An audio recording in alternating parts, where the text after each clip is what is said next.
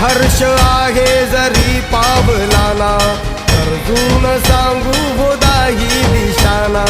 आयुष्य लावू हो आम्ही पणाला, आशा स्वप्न वेड्या तुझ्या लेकराला. आधार लाभो तुझ्या सबुलीचा, कौतुक करता तू दुःख हरता भक्तगणांचा दाता. तुझ्या भक्तीचा जागर केला ते वरदान तू आता. रूप निरखता भान हरपले सुंदर मंगल मूर्ती, नसा नसातून उभाणलेली आनंदाची भरती.